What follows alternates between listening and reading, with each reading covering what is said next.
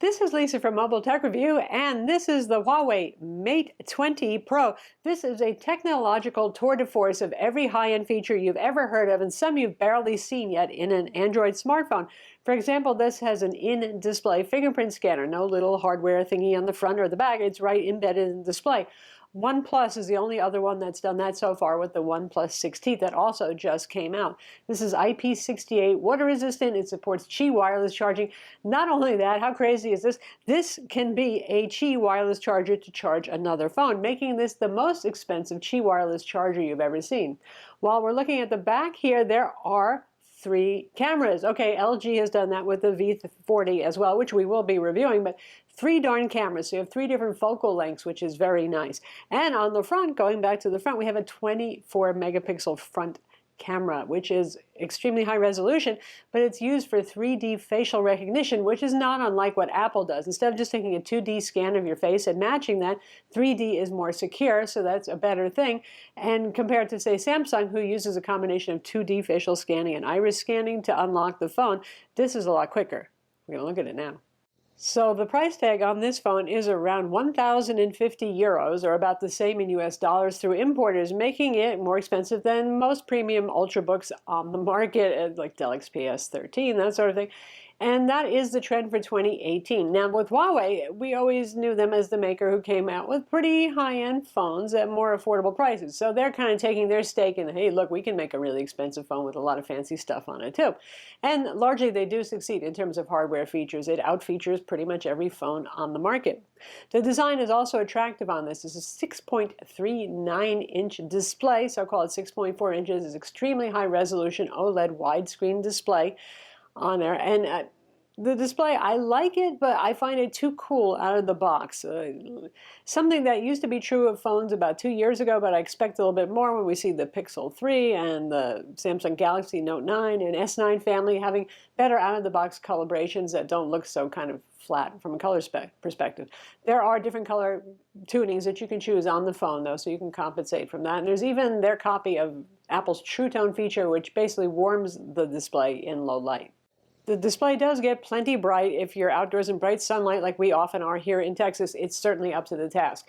Back to the design. From the front, it's pretty much the Samsung Galaxy S9 with those side curved glass edges there. Yeah, not a lot of originality going on, but very attractive nonetheless, and it makes it more friendly for the hand, easier to wrap your fingers around. It makes it feel more narrow. It doesn't feel like as big a honking a phone as the Google Pixel 3 XL or even the Samsung Galaxy Note 9. They did a good job with that. But turn it over on the back, and it's all Huawei there. With their crazy colors, they have that twilight, which is kind of a color shifting. You got a little purple, you got a little blue, maybe even some greenish highlights going on there. A couple of different colors. We have the emerald one. Now, some of the colors actually have kind of an etched finish to the back glass to make them a little less slippery. You probably wouldn't notice unless you did something like run your fingernail across the back, and you can hear what that sounds like right now.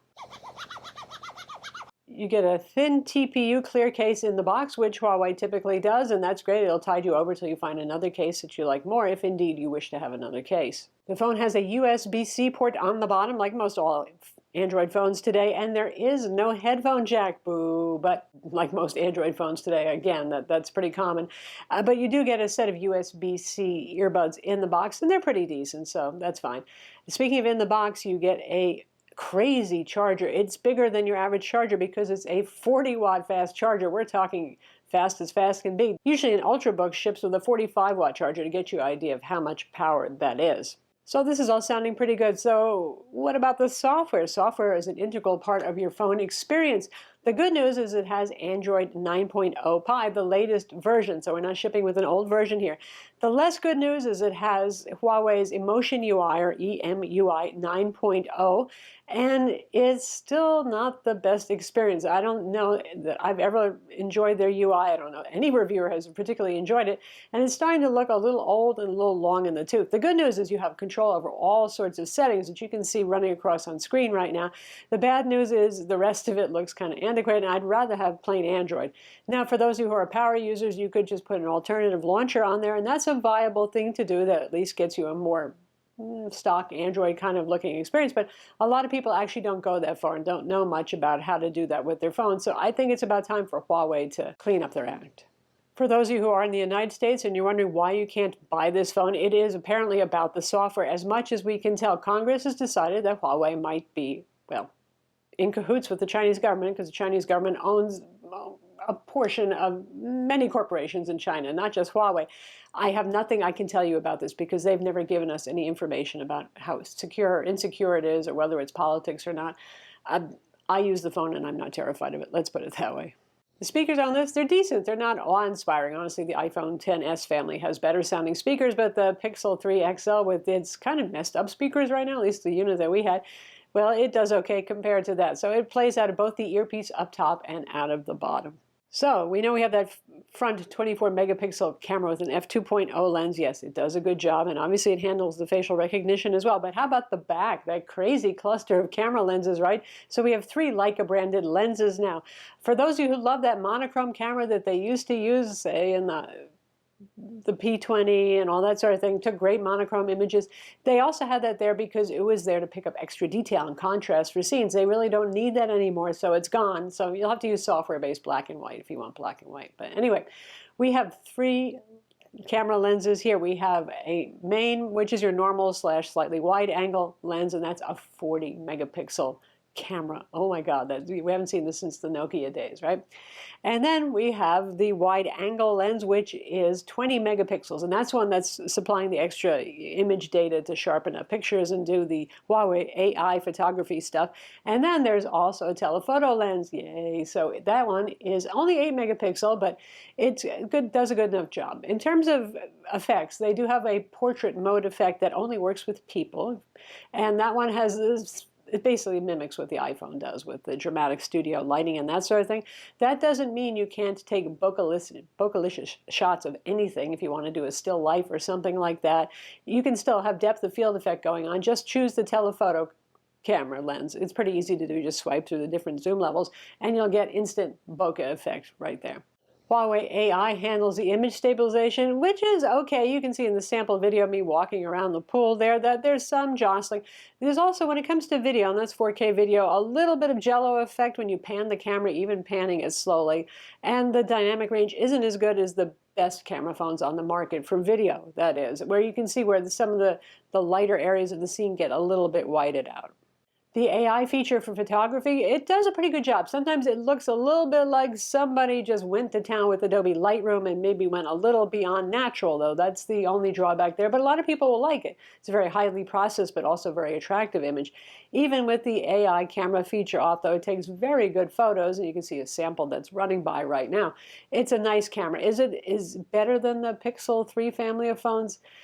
You know, despite the great hardware and your lens selection here, Google's computational photography is excellent. Sometimes even the iPhone XS family can take some really good photos, particularly video. I think the iPhone really rules when it comes to video there, but it's a good camera. It's up there. It's competing. Let's put it that way. But I wouldn't say it's always the best. Particularly low light shots can be really good, and it does have a dedicated super night mode, which is basically the software equivalent of doing a long exposure. In fact, you're supposed to hold your phone pretty still for like 4 seconds while it does it. It is doing some long exposure work there.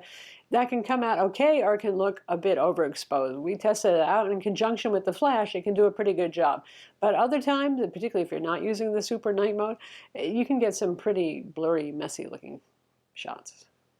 In terms of performance, this is what I like to see. Competition in Android land for Qualcomm's Snapdragon processors. Huawei's Kirin CPUs have always been quite strong, and they really are matured now. We have the 980, which is their top-of-the-line processors, an octa-core processor, the usual high-power cores plus low-power cores. It's a very good performing phone. It's great on games. It does very well on benchmarks. There's no lag. There's no problem at all when navigating the phone or using it, despite their fairly heavy-handed skin on top of Android. So that's all good. You can get it in 2 different configurations. You can get it with 6 gigs of RAM and 128 gigs of storage, or 8 gigs of RAM and 256 gigs of storage, so that's pretty decent. It does have expandable memory, but this is the bad news, because who needs another memory storage card technology out there? Well, Huawei decided that we need that, so they have NM cards, which look pretty much like your nano SIM card. Stands for nano memory. So it costs about twice as much as a micro SD card. You're not going to find it at your local corner store to buy. Not a great idea to have that. Speaking of the nano SIM card, so again, this is a GSM phone. It's unlocked. It supports quite a few LTE bands. I've included them in the description so you can look up and check how they match up with your carriers, but it should be in the United States fine with AT&T and T-Mobile, certainly. So how about battery life? This thing has a 4,200 milliamp battery inside. Wow, that's a new record for flagship phones. It's more than even the Samsung Galaxy Note 9 has. Well, it also has a very bright, high-resolution display. It has a very fast processor, a lot of AI software processing going on for the camera and all that sort of thing. So battery life is good, but it's not amazing. In fact, some Huawei phones in the past have had actually better battery life, some of the flagships, but this one is the most powerful with the most hardware going on, so what can you do? It's not outlasting the Samsung Galaxy Note 9, which is one of the longer lasting phones, but it certainly would be hard to kill it before bedtime if you had it all charged up starting out your day. Again, it supports wireless charging, like I said, and it can wirelessly charge another phone, and also you've got that 40-watt charger, so it does charge up pretty quickly. So that's the Huawei Mate 20 Pro. It's available now, though, like I said, in the United States, not so much, but it is available through importers in the United States. It's an extremely expensive phone in a year of extremely expensive phones. In favor of it, besides the fact it has a reasonably loud loudspeaker there that you just heard, it has every feature but the kitchen sink inside of it. It's crazy, and all the features work pretty well. The in-display fingerprint scanner could be a little bit quicker, but hey, the face scanner is very fast and much more convenient than a fingerprint scanner.